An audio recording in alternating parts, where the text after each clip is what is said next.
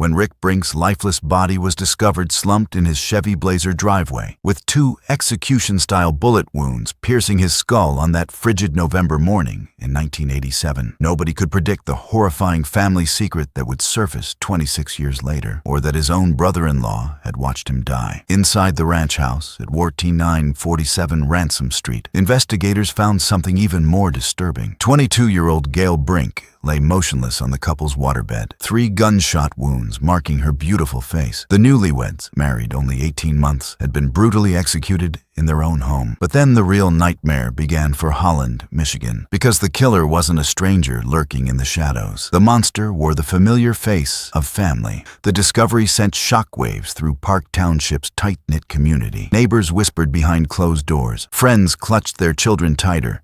Everyone wondered the same agonizing question: who could commit such evil against 2 people so full of life and promise? Before we dive into this story, do me one small favor. Hit that subscribe button and smash the like. It helps this community grow and makes sure stories like this one aren't forgotten. This case took decades to crack, and trust me, you're not going to want to miss a single detail. Also, drop a comment below and tell me where you're watching from. I love seeing how many people around the world care about justice just as much as I do. Rick Brink embodied everything his parents, Garrett and Ilsa, had hoped for their son. At 28, he'd established himself as a reliable worker, the kind of man who showed up early and stayed late. His co-workers described him as steady, someone you could count on when life got rough. He possessed that rare combination of strength and gentleness that made people feel safe. But then there was Gail, 22 years old, with her whole future stretching ahead like an open highway. She radiated warmth wherever she went, the kind of person who remembered birthdays and noticed when someone needed encouragement. Her smile could light up the dreariest Michigan winter day. Co-workers at her job adored her infectious energy and genuine care for others. The couple had purchased their ranch-style home with dreams bigger than the structure itself. Sure, the house needed work.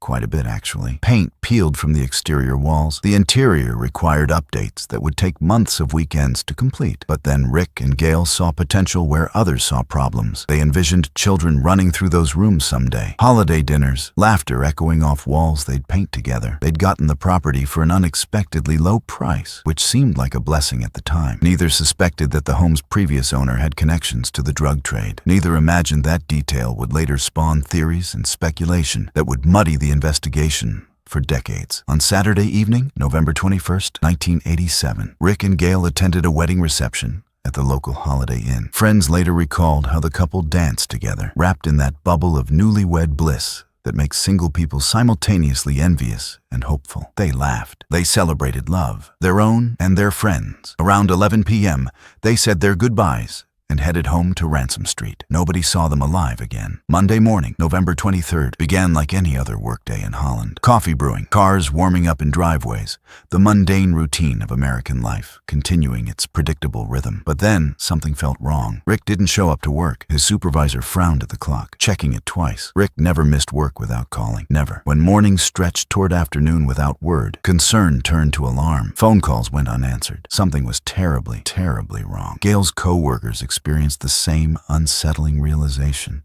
She wasn't there. No phone call, no explanation. This young woman, who'd never missed a day without notice, had simply vanished from her routine. Rick's parents, Garrett and Ilsa Brink, received the worried call from their son's employer. Their stomachs tightened with dread as they drove toward the house on Ransom Street. Parents develop instincts about their children, sixth senses that activate when danger looms. Both felt it that morning, though neither spoke the fear aloud. The Chevy Blazer sat in the driveway. That detail should have brought relief. Rick was home, but then why hadn't he answered the phone? Why hadn't he gone to work? Garrett approached the vehicle first. Through the window, he saw his son slouched in the driver's seat. His brain initially refused to process what his eyes registered. Blood. Too much blood. Rick's head tilted at an unnatural angle. The scream that tore from Ilsa's throat when she saw her son would haunt that neighborhood for years. Neighbors rushed from their homes. Someone called 911. The words tumbled out incoherently. Dead. Blood. Oh God. Please send help. Deputies from the Ottawa County Sheriff's Department arrived within minutes. They immediately secured the scene. But then came the discovery that transformed this from tragedy to horror. Inside the house, Gail lay on the waterbed in their bedroom. 3 gunshot wounds had stolen her life. The execution-style nature of both killings suggested this was personal, calculated. Someone had wanted them dead with certainty. The priest's words at their funeral would echo through the decades ahead. This is not the work of the Lord. This is the work of the devil. In the immediate aftermath, investigators scrambled for answers. They interviewed neighbors, friends, co-workers, anyone who might provide insight into who wanted this couple dead. But then the leads dried up faster than Lake Michigan water on summer pavement. The previous homeowners' drug connections spawned the first major theory. Had the murders been a case of mistaken identity? Perhaps someone seeking revenge or money had targeted the wrong occupants. The house had been connected to criminal activity before Rick and Gail purchased it. Could they have been innocent victims caught in someone else's war? A motorcycle gang connected to Detroit's drug trade entered the speculation. Law enforcement explored this angle thoroughly, interviewing gang members and following every possible connection. But then, nothing concrete emerged. No evidence, no witnesses, just theories floating like smoke. As weeks became months, the case grew cold. Files were boxed and stored. Rick and Gail Brink became another unsolved double homicide. Tragic, but statistically inevitable in a world where some crimes never get solved. But then someone knew the truth. Someone had always known, and that person was living among them, hiding behind a mask of grief while carrying a secret that would eventually crack under its own weight. Ryan Wingarden was Gail's older brother. After the murders, family and friends watched him grieve. He attended the funeral. He comforted his parents. He spoke about his sister with what seemed like genuine sorrow. But then certain comments began raising eyebrows. Days after the murders, Ryan told his sister Cheryl Murphy something that made her blood run cold. "Sometimes I wonder if I could have done it." What kind of person says that? Cheryl wrestled with the statement, trying to interpret it charitably. Maybe Ryan meant he wondered if he was capable of violence in general. Maybe grief was making him question everything about human nature. But then the comment stuck in her mind, like a splinter working its way deeper. To another sister, Lynn, Ryan made an even more disturbing confession. He said he wanted to apologize to Gail because he felt like he raped her. The statement hung in the air between them,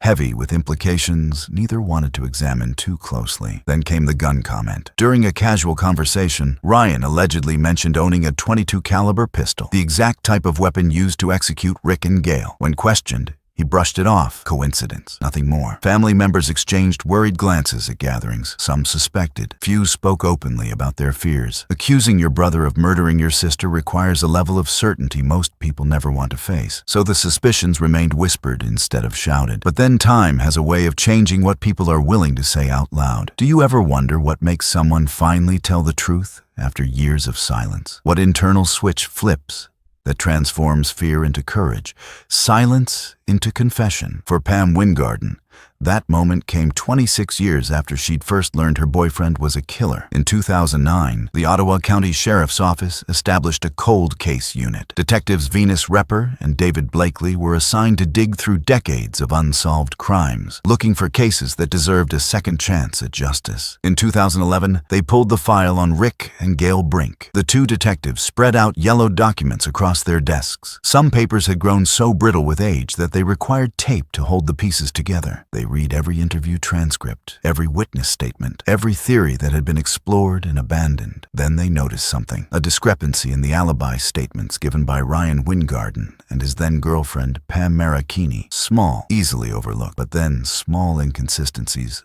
often hide massive truths. On the night of the murders, Ryan and Pam claimed they were at a friend's house doing laundry. Innocent, mundane, completely verifiable, right? But then the detectives found a statement, a recantation that had never been properly investigated during the original case. Someone had noticed the discrepancy back in 1987, but hadn't followed up. Repper and Blakely knew that loyalties shift over time. Relationships that seem unbreakable crumble. Secrets that feel safe to keep eventually become too heavy to carry. People who protected killers in their 20s sometimes find their conscience demanding truth in their 40s. On January 18, 2013, the detectives brought Pam Wingarden to the sheriff's department for questioning. She'd been married to Ryan for years. They had children together. She'd built a life based on the foundation of a lie she'd been forced to keep. The question the detectives asked was simple. What really happened that night? Picture Pam sitting in that interrogation room, hands trembling, knowing that the next words from her mouth would destroy her life as she knew it. She'd kept Ryan's secret for 26 years. 26 years of sleeping next to a murderer. 26 years of pretending normalcy while horror festered in her memory. But then why? Why had she stayed silent for so long? Fear, love, self-preservation. The complex cocktail of reasons that keep abuse victims tethered to their abusers. Pam later testified that she loved Ryan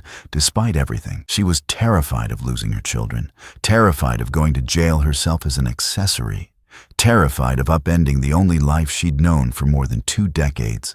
But sitting across from Repper and Blakely, something inside Pam finally broke. The dam holding back the truth cracked, then shattered completely. Before their bodies were discovered, Pam said, her voice barely above a whisper, "Ryan took me to see them." The detectives leaned forward. After 26 years, someone was finally telling the truth. Pam described how Ryan had driven her to Rick and Gail's house. They'd parked near the driveway. Ryan pointed to the Chevy Blazer. "We stopped at Rick's truck," Pam testified. "And that's when I saw Rick." Her voice cracked. Even after all these years, the memory remained vivid as yesterday. "Then Ryan grabbed my wrists, walked into the house to the bedroom, and that's where I saw Gail. He'd shown her, like displaying a trophy, like proving he was capable of anything." The psychological torture Pam endured in that moment, being forced to witness the aftermath of murder, knowing the man gripping her wrists was responsible. It's almost incomprehensible. Ryan had confessed to Pam that night. He said he'd killed them because he was jealous of their happiness and success. But then came the darker truth, the real reason that made sense of senseless violence. Ryan was terrified that Gail would tell Rick about their family secret, a secret so shameful, so forbidden, that Ryan had been willing to murder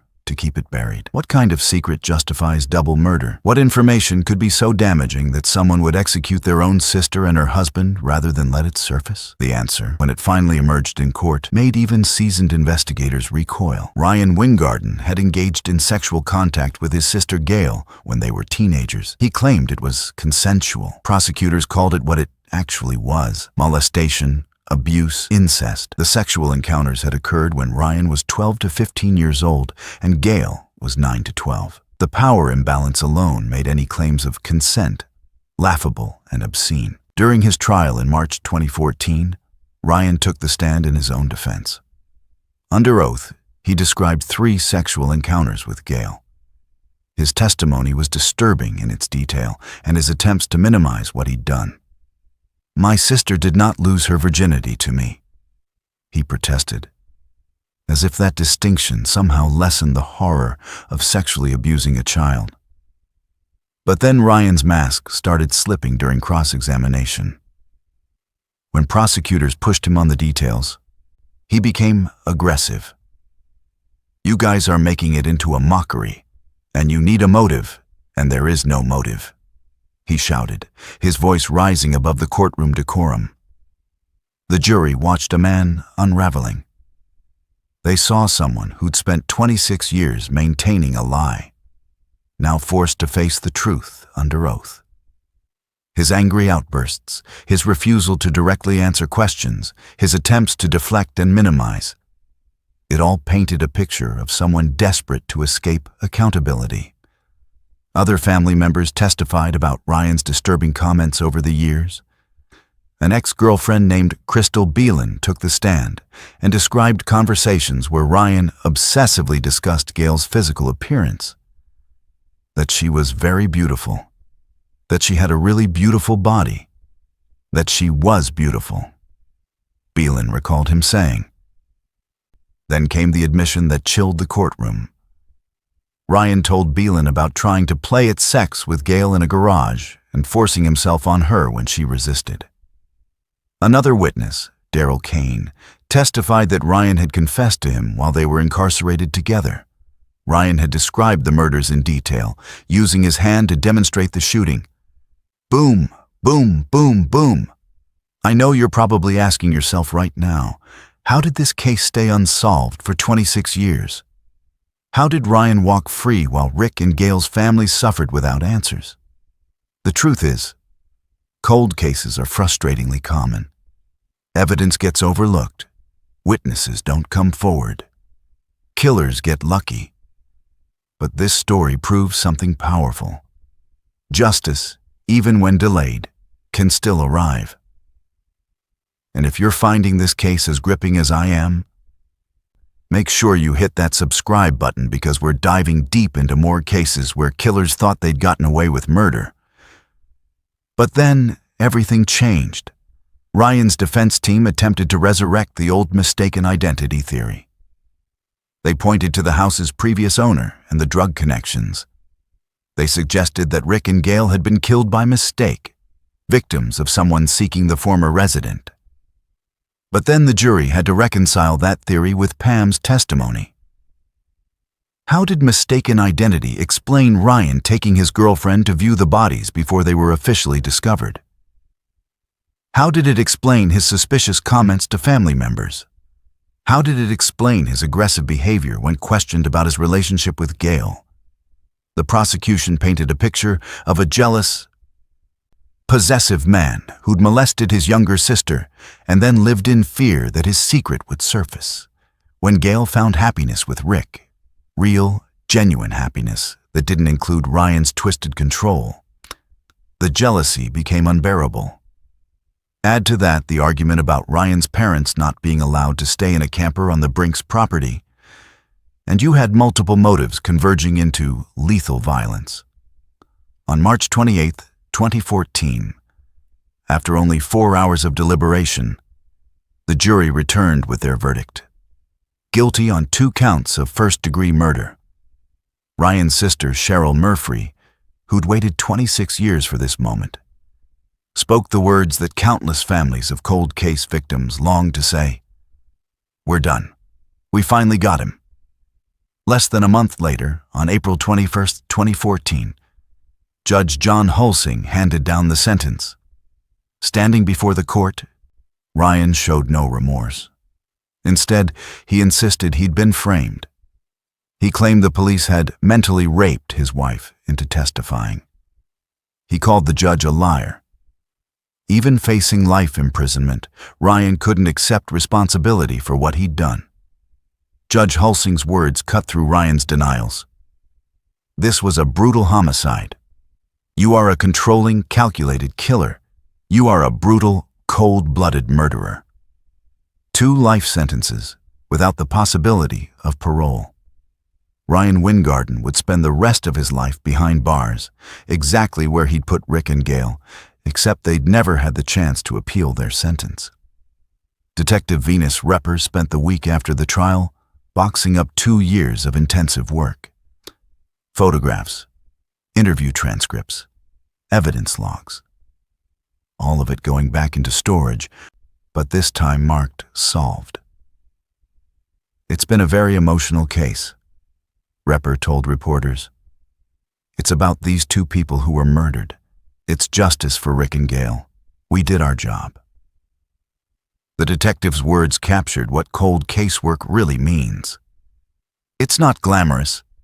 It's reading through brittle documents that fall apart in your hands. It's conducting 200 interviews, many leading nowhere. It's crossing state lines to track down witnesses who've moved on with their lives. It's the painstaking, unglamorous work of refusing to let victims be forgotten. Repper and Blakely had believed from the start that time would work in their favor. "Loyalties change, friendships change," Repper explained. "People who may have been hiding a secret back then no longer feel the need, or have held that secret so long they want to get it off their chest." She was right. Pam Weingarten had been a young woman, barely out of her teens when Ryan showed her those bodies. She'd been terrified, in love, and completely under his control. But then 26 years of carrying that weight had finally crushed her. When the detectives gave her the opportunity to unburden herself, she took it. The question that probably keeps you up at night after hearing this is, how many other cold cases are sitting in boxes waiting for someone to notice a discrepancy? How many other killers are walking around, confident they've gotten away with murder? If that thought terrifies and fascinates you like it does me, you need to subscribe to this channel right now, because we're exploring cases where justice took years, sometimes decades, to arrive. What happened to Pam Weingarten after she testified against her husband? She filed for divorce. She tried rebuilding a life that had been constructed on quicksand. Her courage in finally telling the truth had solved the case, but it had also destroyed her family, her marriage, and everything she'd built over 26 years. Some people view Pam as a hero, a woman who finally found the strength to do the right thing despite the personal cost. Others judge her harshly for waiting so long, for sleeping beside a murderer for decades, for allowing Rick and Gail's families to suffer without answers for 26 years. The truth, as always, sits somewhere in the complicated middle. Pam was victimized by Ryan just as surely as Rick and Gail were, though in different ways. She'd been psychologically manipulated, threatened, and controlled. But then her testimony was also the key that finally unlocked justice. Both things can be true simultaneously. Rick's brother Bud Brink attended the sentencing hearing. For 26 years, he'd lived with the image of his brother slumped in that Chevy Blazer. For 26 years, he'd wondered who could have committed such evil. Finally, he had his answer. Finally, he could tell Rick and Gail's story with an ending that included accountability. The Brink family credited the cold case detectives, the prosecutors, and Pam's testimony with finally bringing closure. If it weren't for the people behind us, we wouldn't be standing here today, and we wouldn't have the verdict, family members said after the trial. But then closure is a complicated concept for families of murder victims. Rick and Gail were still gone. Their potential, the children they would have raised, the memories they would have created, the lives they would have touched, all of it remained stolen. Justice doesn't resurrect the dead. It simply ensures that the living are held accountable. Even with Ryan behind bars, certain questions haunt this case. How many people suspected Ryan but said nothing? How many family members harbored doubts they were too afraid to voice? The culture of silence that allows abuse to fester also enables killers to walk free. Ryan's comments to his sisters after the murders should have triggered immediate investigation. Sometimes I wonder if I could have done it. That's not normal grief talking. That's confession disguised as philosophical musing. But then families don't want to believe their loved ones are capable of murder.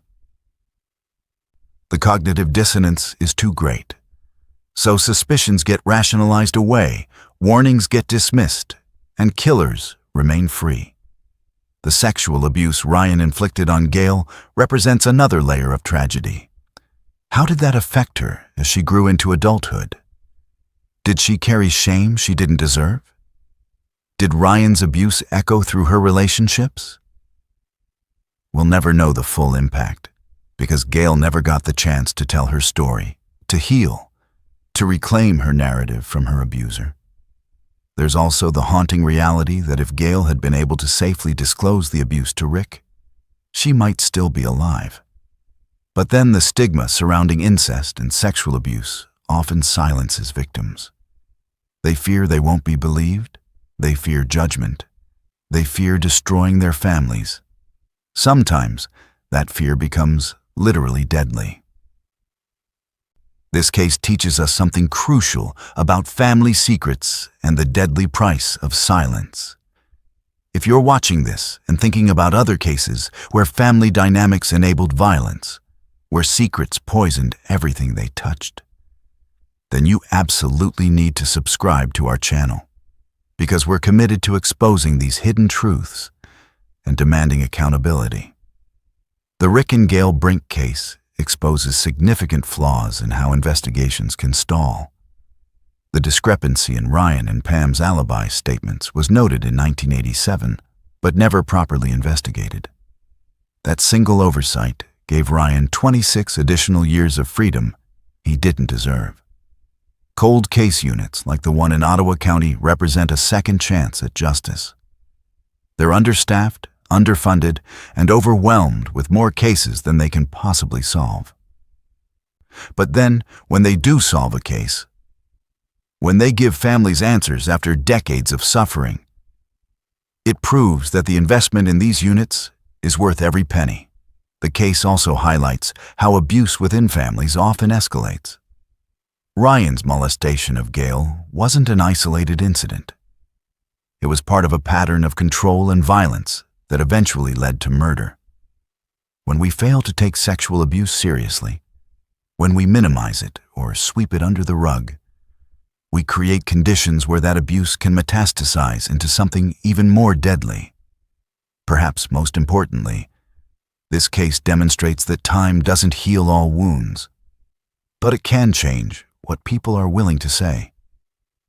Pam Weingarten wasn't ready to tell the truth in 1987. She was young, scared, and trapped. But then by 2013, she changed. The weight of the secret had become unbearable. When detectives Repper and Blakely gave her the opportunity to unburden herself, she took it. Ryan Weingarten sits in a Michigan prison, serving 2 life sentences without the possibility of parole. He's maintained his innocence, claiming he was framed by corrupt detectives who manipulated his wife. He's filed appeals that have gone nowhere. The evidence against him, especially Pam's testimony, is too strong. The house on Ransom Street has been sold multiple times since 1987. Each new owner probably learns about its dark history during closing. Some properties carry the weight of tragedy in their walls, and 14947 Ransom Street is one of them.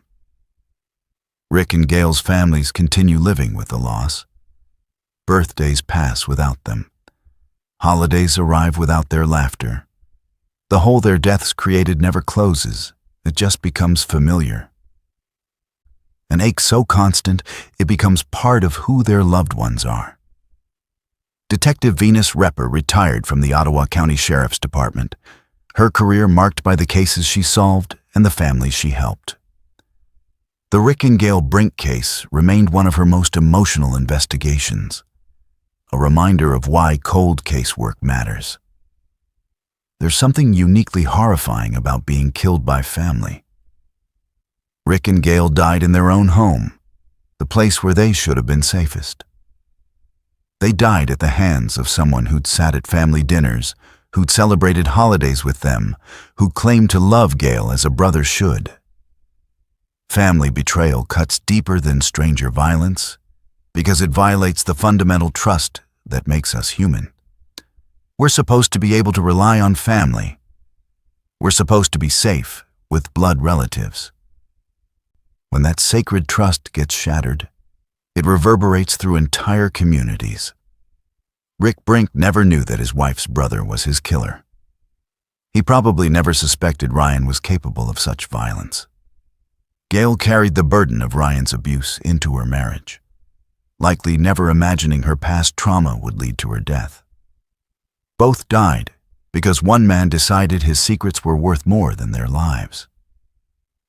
But then justice, even delayed by 26 years, still means something. It means their deaths weren't forgotten. It means someone fought for them.